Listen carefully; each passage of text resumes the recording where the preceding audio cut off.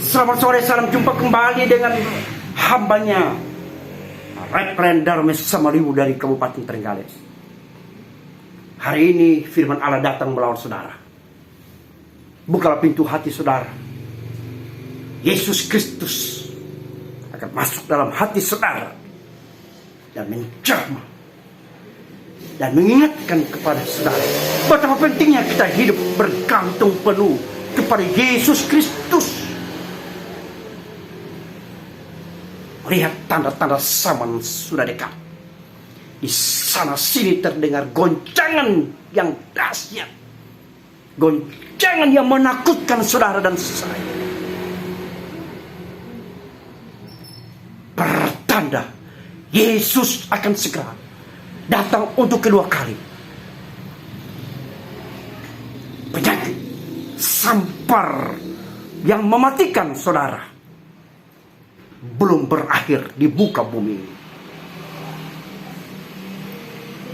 Dan itu cara Tuhan menyeleksi orang-orang. Sebab itu jika engkau masih diberi kesempatan hidup, pergunakanlah waktumu itu untuk kemuliaan Tuhan. Karena hari Tuhan sudah dekat. Malam akan segera tiba. Ketika malam sudah tiba, saudara tidak bisa berbuat apa-apa lagi. Dan saudara masuk dalam kategori mati suri secara ilahi, secara rohani. Sebab itu ketika ada waktu yang diberikan Tuhan untuk saudara, gunakanlah dengan sebaik-baiknya waktu ini. Karena hari-hari ini adalah jahat adanya. Haleluya. Sebelum kita memulai, kita dahului dengan doa. Kiranya firman Allah yang hidup ini dapat menyadarkan kita, dapat mengingatkan kita betapa pentingnya kita harus bergantung, berharap, mengiring Tuhan sampai akhir hidup saudara dan saya. Baiklah, kita berdoa atas nama Yesus Kristus, Juru Selamat isi dunia ini. Hambamu secara khusus engkau perintahkan untuk memberitakan kebenaran-kebenaran firman Allah tanpa rasa takut diintimidasi oleh iblis, tanpa rasa takut diintimidasi oleh dunia yang fana ini. Hamba percaya bahwa kuasa penyertaan urapan Tuhan, Roh Kudus bekerja secara aktif. Dan Tuhan menyertai hamba-hambanya. Tuhan menyertai kami sampai kepada kesudahan alam ini. Terima kasih firman Allah tetap diberitakan sampai ke seluruh penjuru bumi ini. Barulah tiba kesudahan daripada yang hidup ini. In Jesus name. Kuduskan kami, urapi kami. Biarlah firman-Mu hidup dan berkuasa, sanggup menyembuhkan kami dari sakit jasmani, terutama sakit rohani, dan kami dipulihkan in Jesus name. Haleluya. Haleluya. Penyertaan-Mu sempurna, dahsyat, dan engkau urapi hamba-Mu.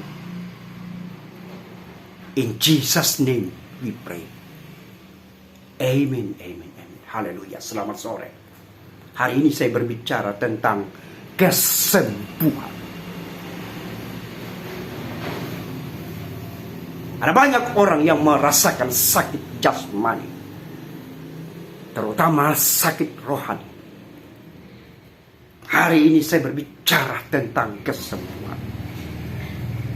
Bagi saudara yang mengalami sakit jasmani berupa tumor, kanker, dan penyakit-penyakit yang mematikan saudara, percayalah, ingatlah bahwa Yesus Kristus menjamah saudara. Haleluya. In Jesus name. Healing, sembuhkan hamba-hambamu, umat-umatmu yang merasakan sakit yang mendera, pada sore ini. In Jesus name. Karena Engkau adalah Allah yang menyembuhkan. Bagi mustahil, bagi Tuhan tiada yang mustahil. Bagi Tuhan impossible. Tidak ada yang mustahil. Sebab itu kami percaya, kami berharap, kami yakini diri kami bahwa Yesus Kristus sebagai jawaban dari segala persoalan kami. Penyakit yang mendera saudara pada sore ini, Engkau sudah disembuhkan dalam nama Yesus. Engkau sudah sembuh. Apapun penyakit yang engkau alami, in Jesus name, amen. Hari ini Kamis tanggal 3 Maret 2021. Jam menunjukkan jam 4. Tema mujizat kesembuhan terjadi atas berbagai-bagai penyakit. Kata kedua rasul yang bernama Petrus dan Yohanes ketika mereka berkunjung ke bait Allah. Mereka disambut oleh orang lumpuh yang sudah lama tidak bisa berbuat apa-apa. Mereka mengharapkan dari setiap tamu visitor yang berkunjung ke bait Allah sesuatu sedekah, bantuan secara sukarela. Namun kedua rasul ini tidak mempunyai emas dan perak, tetapi dengan kuasa dan urapan Tuhan yang menyertai mereka, mereka mengeluarkan Petrus dan Yohanes mengeluarkan sepatah kata, emas dan perak tidak ada padaku, tetapi dalam nama Yesus engkau disembuhkan, bangkit dan berjalan. Seketika itu sakit yang mendera si pasien ini mengalami kesembuhan dengan ucapan dalam nama Yesus, orang Nazaret, bangkit dan berjalan. Dalam nama Yesus, saudara yang mengalami sakit pada sore ini, sekali lagi, Allah kita yang menyembuhkan saudara. Allah kita yang sanggup menyembuhkan saudara. Allah kita yang berdaulat penuh atas hidup saudara. Tidak ada yang mustahil. Nothing impossible for God. Tapi bagi manusia mustahil.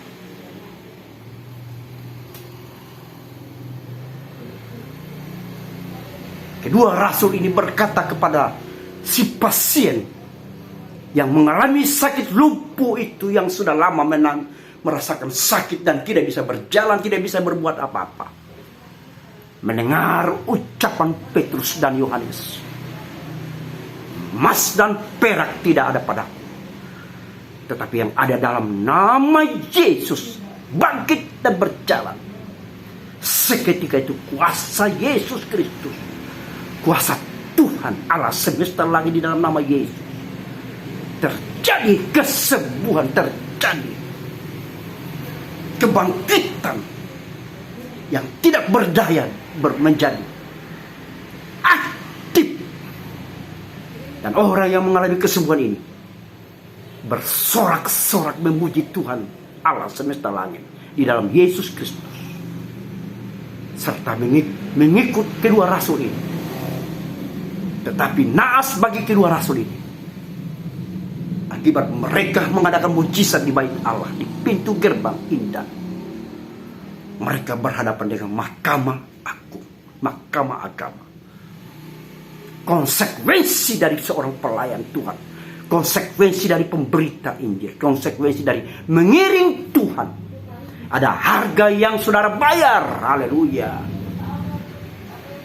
Harganya mahal. Tetapi ketahuilah, camkanlah bahwa Yesus Kristus, Roh Kudus memberikan engkau kekuatan yang baru, seperti Raja Wali yang terbang naik ke atas awan-awan. Walaupun badai menerpa, dia tetap berjalan. Itulah kekuatan yang kita miliki. Laksana Raja Wali. Haleluya. Ayat pokok pada sore ini saya kutip dalam Kisah Para Rasul pasal 3 ayat 1 sampai 10. Judul perikop Petrus menyembuhkan orang lumpuh. Ayat 1. Pada suatu hari menjelang waktu sembahyang, yaitu pukul 3 petang, naiklah Petrus dan Yohanes ke bait Allah. Ayat 2. Di situ ada seorang laki-laki yang lumpuh sejak lahirnya, sehingga ia harus diusung tiap-tiap hari. Orang itu diletakkan dekat pintu gerbang bait Allah yang bernama Gerbang Indah, untuk meminta sedekah kepada orang yang masuk ke dalam bait Allah. Orang ini berkelamin laki-laki. Mungkin dia seorang kepala rumah tangga. Alkitab tidak mencatat, tapi dia seorang laki-laki yang lumpuh, tidak bisa berdaya. Sejak lama dia mengalami penderitaan, sakit, penyakit, dan orang ini hanya hidup dengan belas kasihan. Orang membawa dia di dalam pintu kiblat bait Allah untuk mengharapkan sesuatu sedekah. Dengan kata lain, ia mengemis, meminta belas kasihan kepada pengunjung, kepada orang-orang yang hendak datang ke bait Allah. Baiklah kita ambil filosofi secara rohani. Biarlah kita selalu meminta kekuatan daripada Tuhan, meminta penyertaan, meminta urapan Tuhan, meminta Tuhan, perkenanan Tuhan atas hidup saudara dan saya. Haleluya.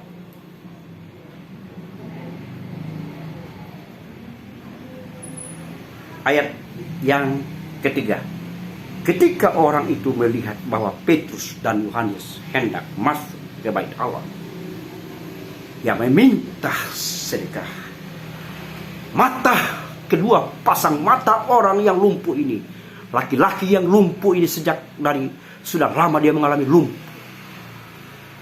Dia memandang kedua sosok yang bernama Petrus dan Yohanes yang diurapi itu, murid Kristus, penyertaan Roh Kudus yang menyertai mereka, dan kuasa Yesus Kristus menyertai mereka. Ia memandang dan melihat kedua rasul ini dengan satu harapan dan satu tujuan, mendapatkan sedekah, bantuan dari orang yang mempunyai. Di ayat yang keempat, mereka menatap dia, dan Petrus berkata, kedua rasul ini menatap kepada orang sakit yang lumpuh ini, seorang pria yang tidak berdaya karena penyakit yang mendera dia. Akibat lumpuh total, tidak ada aktivitas, tidak ada kegiatan, tidak produksi orang ini. Rasul Petrus berkata,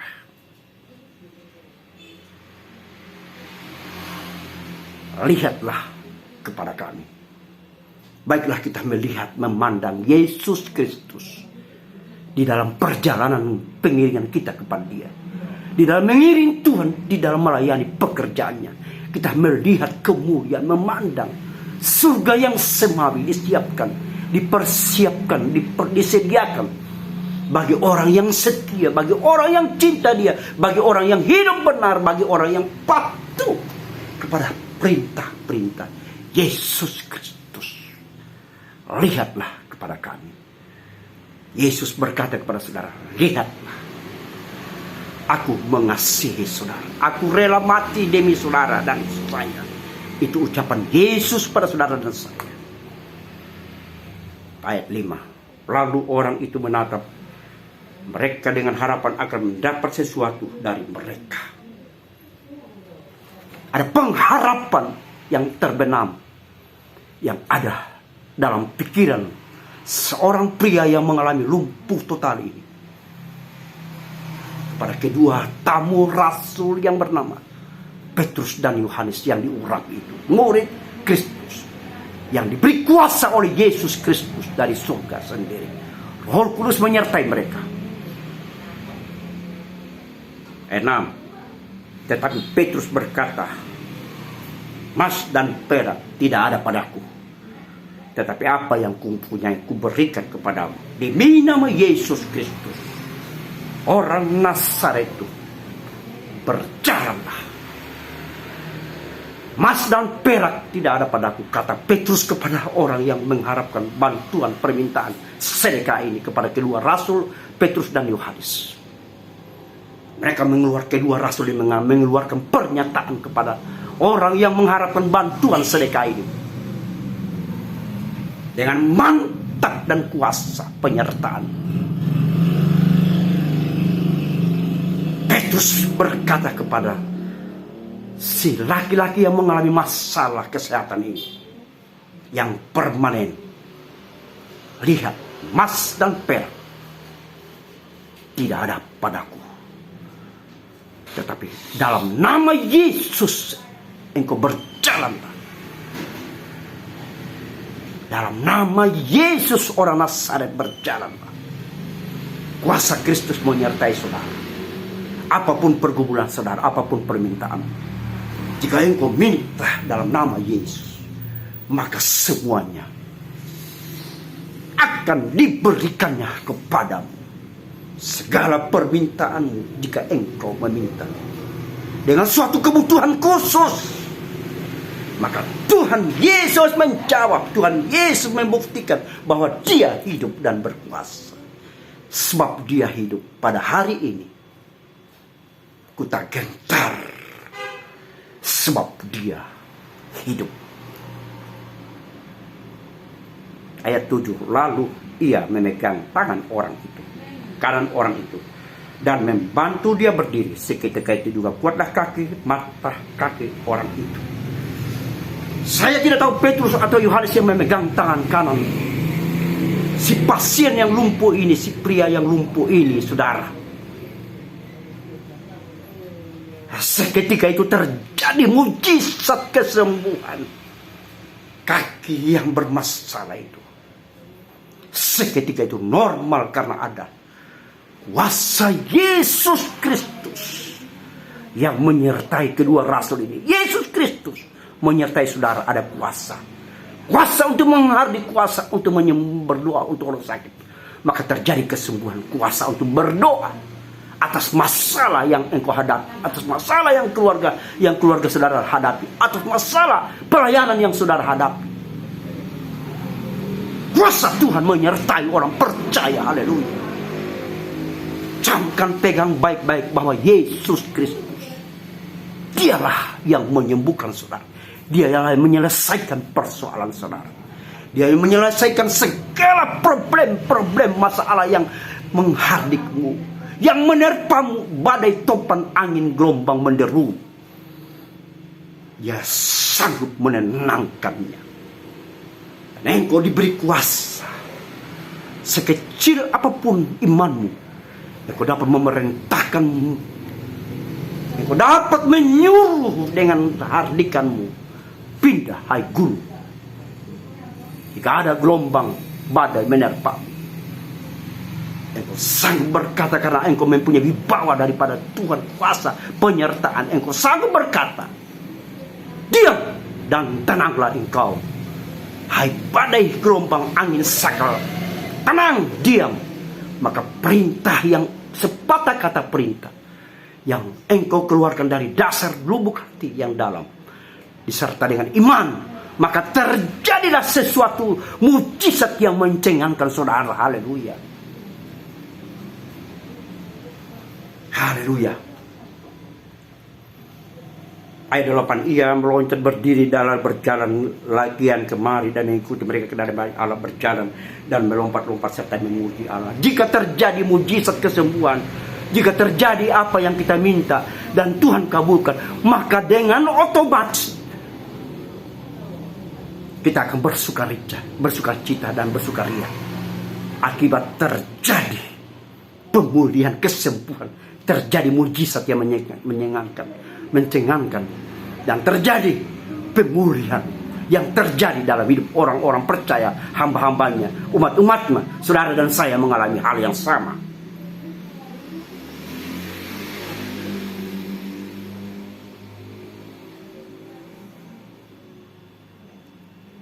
Kisah pasal 2 ayatnya yang ke-14.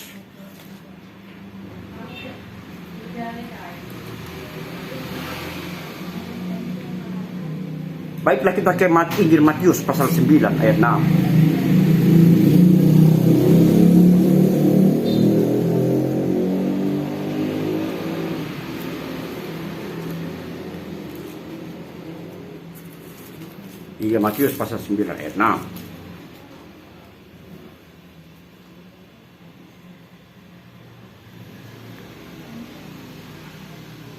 Tetapi supaya kamu tahu bahwa di dunia ini Anak Manusia berkuasa mengampuni dosa.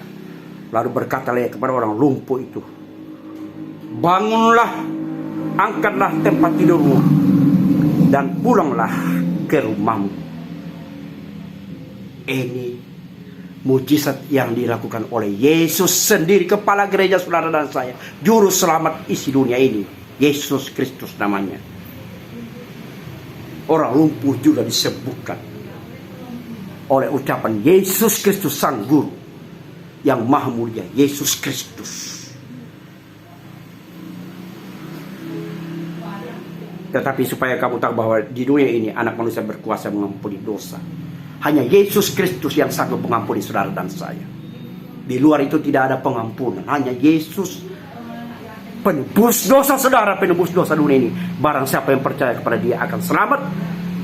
Jika tidak percaya maka akan binasa. Yohanes 3 ayat 16.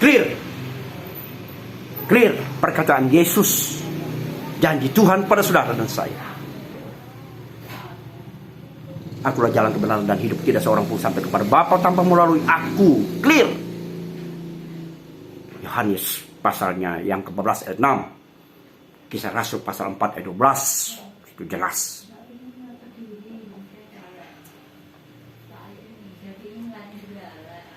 Yohanes pasalnya yang ke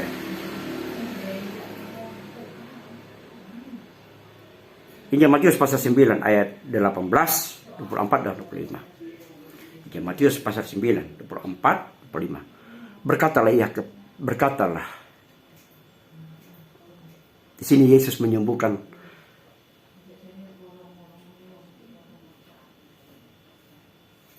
di sini di ayat 18, sementara Yesus berbicara demikian, mereka datanglah kepada rumah ibadah lalu menyembah Dia dan berkata, anakku perempuan, Yesus adalah kebangkitan dan hidup. Dalam Injil Matius pasal 9 sini ayat 18. Ada satu bapa yang bertugas, yang mempunyai status sebagai kepala baik rumah baik Allah. Anak wanitanya, anak kekasih, remaja wanita yang mati secara total, mati secara jasmani. Bapak ini merasa kehilangan sesuatu mutiara yang hilang dari keluarga ini. Dia memohon, dia tahu bahwa di dalam Yesus ada kebangkitan dan hidup. Dan dia memohon sesuatu belas kasihan agar Yesus melakukan mujizat kebangkitan buat anak kekasih mutiara, belahan jiwa, buah hatinya yang sedang mati total secara jasmani.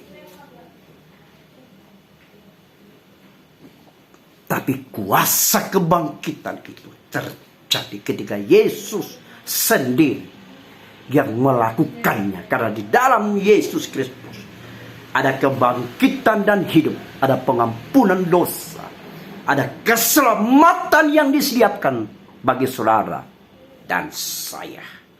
Ayat yang ke-24, berkatalah ia, pergilah, karena anak itu tidak mati tetapi tidur, tetapi mereka menertawakan dia.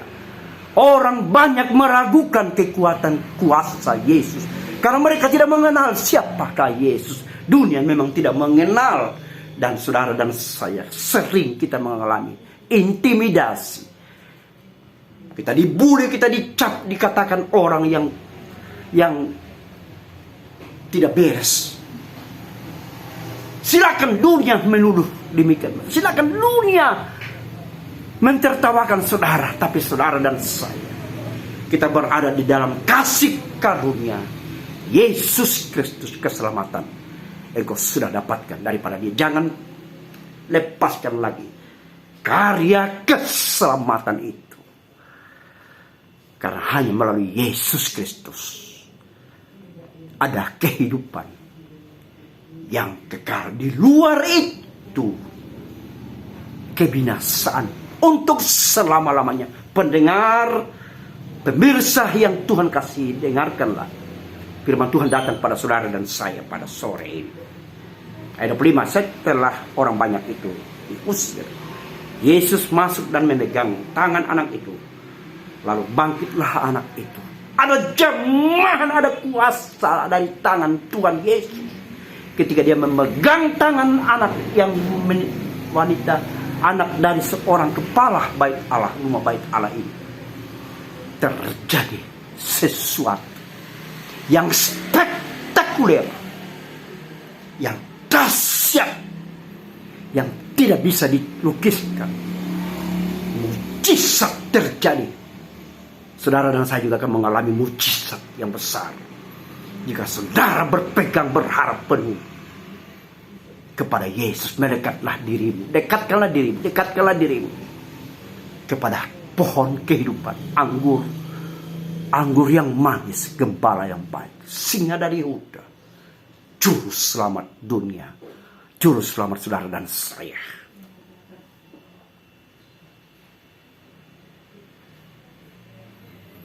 Sedangkan di dalam Yohanes pasal 25, Yohanes pasal 11 ayat 25, 26, 43 dan 44, di situ tentang Lazarus dibangkitkan dari kematian. Yes, sekali lagi Yesus melakukan mujizat membangkitkan orang mati. Saudara dan saya, jika engkau berharap penuh kepada Tuhan, saudara dan saya juga berharap, percaya kepada Yesus, tidak akan terjadi kematian jasmani, kematian rohani buat saudara. Tidak akan mengalami masalah tindisan, ratap tangis kalau ada Yesus, karena dia sanggup memberikan penghiburan sukacita daripada dia. Sebab itu jangan tinggalkan Tuhan lagi. Engkau sudah dilawat, engkau sudah mendapat kasih karunia dari juru selamat saudara dan saya, Yesus Kristus. Yohanes 11 ayatnya yang ke-25. Jawab Yesus, akulah kebangkitan dan hidup, barang siapa percaya kepada aku, ia akan hidup walaupun ia sudah mati.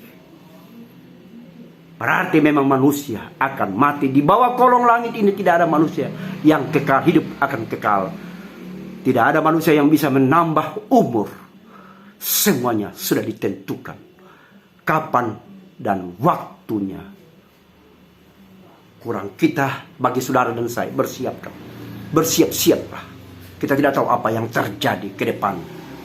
Tapi jika engkau hidup pada sore ini hanya karena kemurahan Tuhan, layani dan Tuhan, baiklah engkau memuliakan Tuhan dalam hidupmu. Engkau hidup karena kemurahannya. Haleluya. Klaim Yesus, akulah kebangkitan dan hidup. Walaupun engkau sudah mati, tapi engkau akan hidup jika engkau percaya kepada dia. Menandakan bahwa kalau jika kita hidup di dunia ini menurut perintahnya, menurut firman Allah, menurut perintah apa yang Tuhan mau dalam hidup saudara, maka saudara masuk dalam kategori orang yang diselamatkan. Tapi bagi orang yang tidak bersungguh-sungguh kepada Tuhan, bagi orang yang tidak menyimpan Taurat Tuhan, bagi orang yang tidak mengimaninya, bagi orang yang tidak menurutnya, maka kebinasaan akan terjadi. mati untuk selama-lamanya, kekal neraka, ratap tangis dan gertak gigi di sana terjadi. Tidak ada kebahagiaan di sana, yang ada penyesalan, air mata dan derita. Derita yang tiada berakhir bagi saudara, bagi orang yang tidak bersungguh-sungguh kepada Tuhan. Baiklah engkau mendengarkan firman Tuhan pada sore ini. Datang kepada saudara di mana engkau berada saat ini, dengarkan firman Allah. Engkau dari seorang gembala atau apapun status saudara di tengah-tengah masyarakat, firman Allah datang kepada saudara dan saya untuk menyadarkan kita bahwa betapa pentingnya kita dekatkan kepada Dia, kita dekat hidup dengan Tuhan, karena Yesus Kristus adalah jawaban dari segala persoalan masalah saudara dan saya. Yesus Kristus sanggup menyembuhkan saudara dari segala penyakit yang engkau hadapi.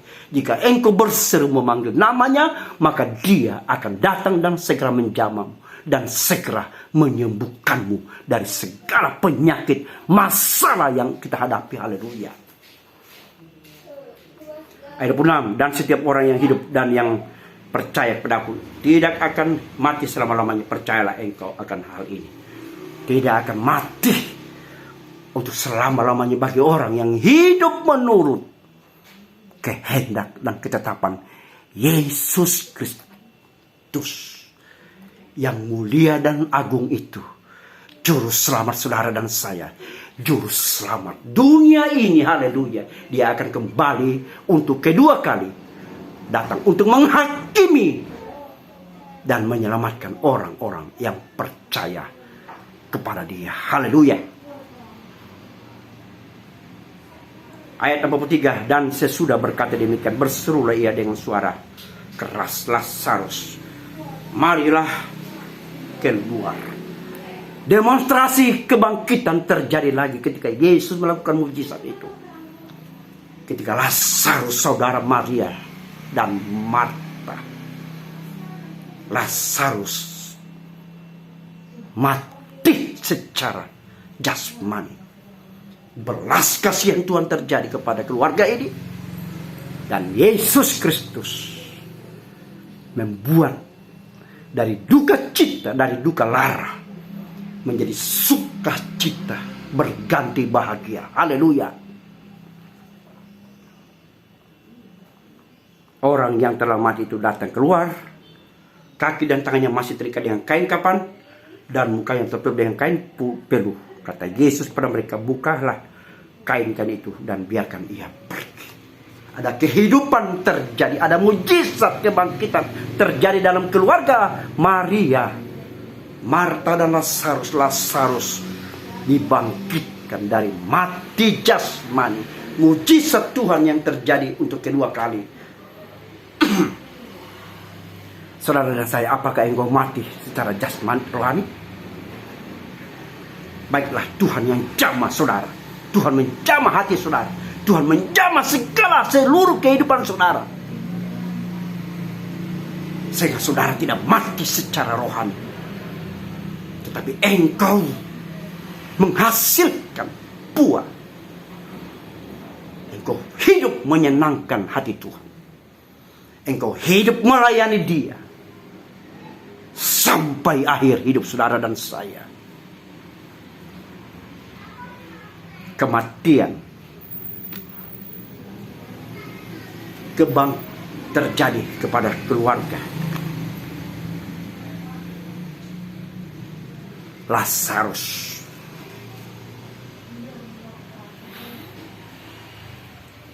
Sebab itu saudara-saudara, baiklah kita berharap, baiklah kita melayani Tuhan, baiklah kita serahkan secara total kehidupan ini. Baiklah kita percaya kepada Yesus Kristus, Sang Juru Selamat saudara dan saya, penebus dosa saudara, yang menyembuhkan dari segala penyakit, penyakit jasmani, penyakit rohani. Yesus sanggup. Mintalah, berserulah, maka terjadi kesembuhan itu. Jika saudara hidup benar, berharap penuh, percaya kepada Yesus Kristus, jalan pengampunan dosa. Injil Matius pasal 9 ayat 20.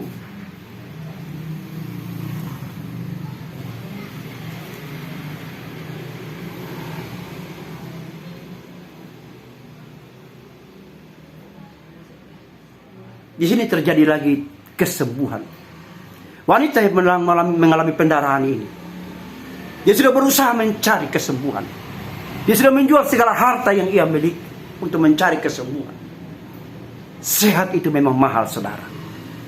Sehat itu mahal harganya. Sebab itu, baiklah kita hidup sehat secara jasmani, sehat secara rohani. Baik kita selalu berada dalam tuntunan Tuhan, sehingga kita mengalami sehat rohani.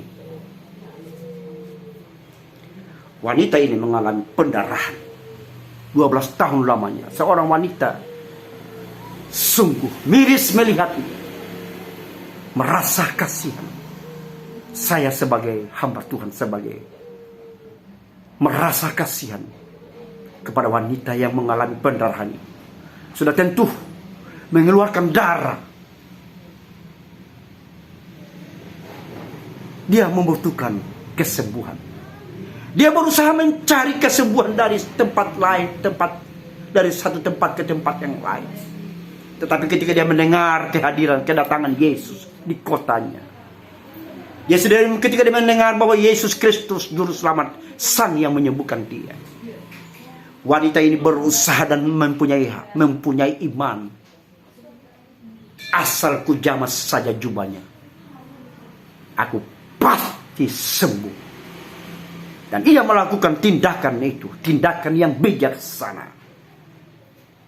Hanya dia pegang ujung jubah Yesus Kristus. Dalam kumpulan orang-orang banyak yang mengelilingi Yesus, perempuan yang mengalami penyakit pendarahan 12 tahun ini, dia berusaha sedemikian rupa untuk berjumpa Sang Juru Selamat yang bernama Yesus Kristus. Dan terjadi kesembuhan yang spektakuler. Kesembuhan yang abadi datangnya daripada Yesus Kristus. Wanita ini mempunyai iman. Jika kita mempunyai iman, kita pasti bertindak. Iman yang disertai dengan tindakan, pasti akan terjadi sesuatu.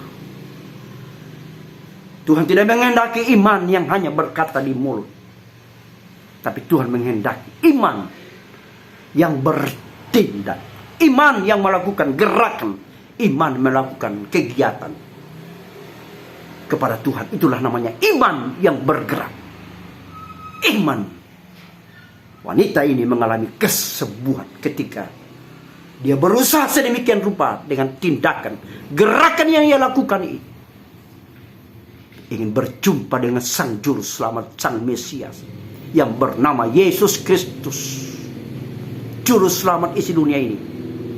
Dia hanya jubah jamas sedikit saja, jubah yang dikenakan oleh Yesus di tengah keramaian itu. Maka wanita ini terjadi kesembuhan spektakuler, dahsyat dan mencengangkan. Kuasa Yesus Kristus terjadi buat orang wanita yang mengalami pendarahan.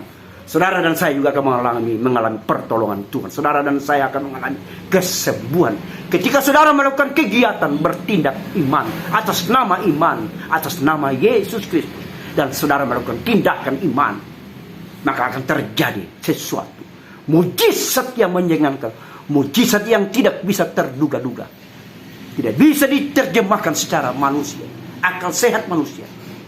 Tapi bagi Tuhan tiada mustahil. Nothing impossible for God. Haleluya.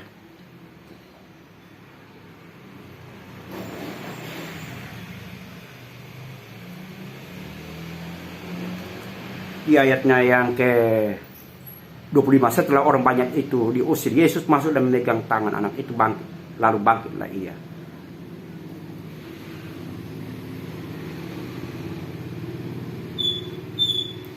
Di ayatnya yang ke-21 katanya dalam hatinya, asal ku jamah saja jubahnya, aku akan sembuh. Tapi Yesus berpaling dan memandang dia serta berkata, teguhkanlah hatimu, hai anakku, imanmu telah menyelamatkan engkau. Maka sejak itu, saat itu ia sembuhlah perempuan itu. Ada pernyataan dari Yesus Kristus Imanmu telah menyembuhkanmu dari segala penyakit yang engkau derita selama 12 tahun. Penyakit yang mematikan engkau. Dan seketika itu terjadi kesembuhan. Seketika itu terjadi pemulihan. Saudara dan saya juga akan mengalami pemulihan daripada Tuhan. Haleluya. Sebab itu berharap, percayalah kepada Tuhan. Hiduplah dengan Tuhan. Hiduplah bersandar penuh. Hiduplah, lakukan apa yang Tuhan mau, apa yang Tuhan inginkan dalam hidup saudara. Saya siap dihakimi oleh Tuhan ketika saya membelokkan firman Allah, ketika saya membacakan firman Allah yang palsu, atau saya memberitakan kebenaran-kebenaran di luar kebenaran Kristus, Yesus Kristus. Maka saya siap akan diadili dan dihakimi. Sebab itu saya mempertahankan kesucian, kemurnian ajaran Yesus Kristus dan firman-Nya. Yohanes 1 ayat 1, pada mulanya firman, dan ia menjadi manusia, yaitu Yesus Kristus. Haleluya. Allah akan segera melakukan restorasi. Allah sedang melakukan seleksi yang ketat. Yesus Kristus sedang melakukan pengamatan. Ia sedang menilai perbuatan apa, gerangan yang kita lakukan selama hidup di dunia ini. Sebagai hamba Tuhan memberitakan kebenarankah? Atau mencari popularitas? Atau mencari keuntungan pribadi? Atau mencari nama? Atau mencari gelar? Saya tidak menghakimi saudara. Tetapi firman Allah datang pada saudara. Tuhan tidak kehendaki. Tapi Tuhan menghendaki hamba-hamba Tuhan yang banyak duduk di kaki Tuhan, yang banyak menyerah, banyak berharap, banyak mencari perkenanan Tuhan melalui Roh Kudus-Nya itu. Saya juga tidak lebih daripada saudara. Saya juga mengalami kelemahan saya. Jika saya menyadari pentingnya mencari urapan perkenanan Tuhan, saya banyak dulu di kaki Tuhan. Tapi seringkali saya lupa diri. Saya hanya asik dengan main-main HP, main gadget. Tidak sedikit hamba Tuhan yang hanya sibuk, hanya banyak waktunya kepada HP, handphone. Bahkan lebih ironis lagi, dia berkhotbah pakai HP. Bagiku firman Allah ini, buku tua ini, disinilah letak kekuatan, disinilah letak kemurnian Yesus Kristus disampaikan kepada saudara dan saya. Di HP itu sudah saudara, banyak akun-akun yang menyesatkan. Banyak akun-akun yang kotor dan menyakitkan hati Tuhan. Sebaiknya saudara bawa firman Allah. Jika engkau menyampaikan firman Allah, apakah engkau takut karena engkau membawa ini? Saya tidak takut. Saya pernah melayani di Cirebon. Saya naik ojek, saya pegang ini saudara. Orang memandang saya tidak peduli siapa kau, siapa gerangan, karena saya pegang buku di mana Yesus Kristus berbicara. Haleluya. Maafkan saya kepada saudara jika sore ini saya menyinggung saudara. Maafkanlah saya. Tetapi sebagai hamba Tuhan, manusia menajamkan manusia, besi menajamkan besi. Tuhan menghendaki kita untuk dikritik. Tuhan menghendaki kita untuk diperbaiki. Tuhan menghendaki kepada kita untuk direpair, untuk Tuhan menghendaki kepada kita untuk diperbaiki.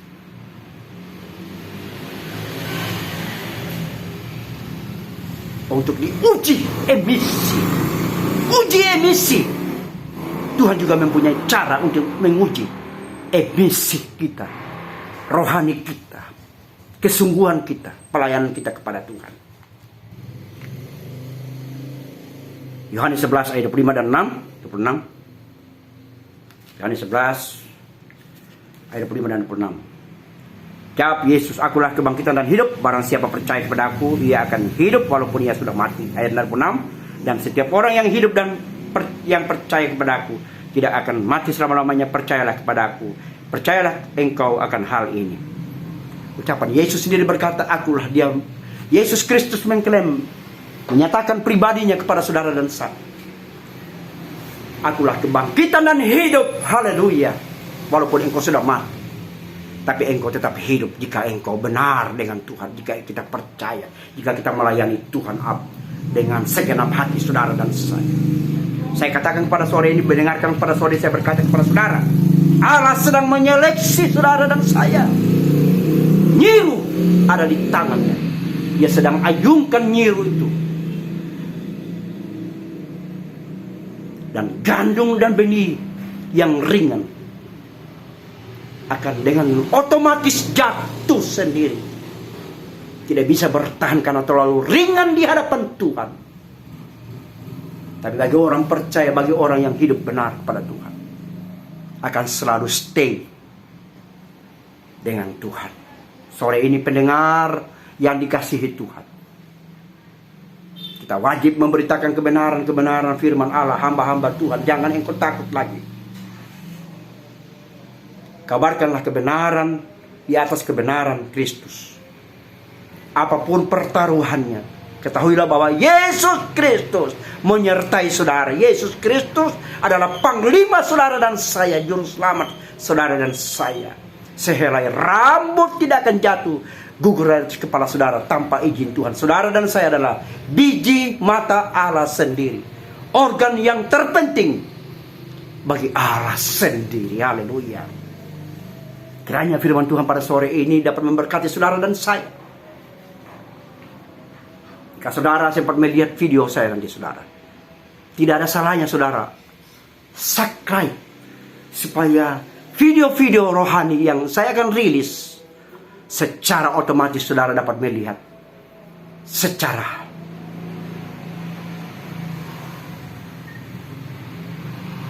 baik. Terima kasih, kiranya Tuhan memberkati saudara dan saya. Tuhan mengasihi saudara dan saya. Immanuel Ebenezer. Haleluya. Sampai jumpa, selamat malam. Salam jumpa kembali pada gelombang yang sama. Kita berdoa. Kasih setia Tuhan, firman Allah kami sudah sampaikan. Tuhan saja yang menghidupkan. Huruf memang mati, tetapi perkataanmu tinggal untuk selama-lamanya. Perkataanmu penuh urapan dan penuh pengharapan hidup ini. Perkataanmu manis dan lembut, menginspirasi rohani kami kepadamu. Menginspirasi, mengingatkan kepada kami betapa pentingnya kami harus bersandar, berharap kepadamu Yesus Kristus hingga kesudahan, sampai pada kesudahan alam, sampai akhir hidup kami. Urapi firman-Mu yang telah disampaikan. Pendengar yang dimuliakan Tuhan, yang dikasihi Tuhan, terimalah berkat Tuhan, damai sejahtera daripada Yesus Kristus. In Jesus name, in Jesus name. Amen, amen. Selamat sore. Sayonara. Selamat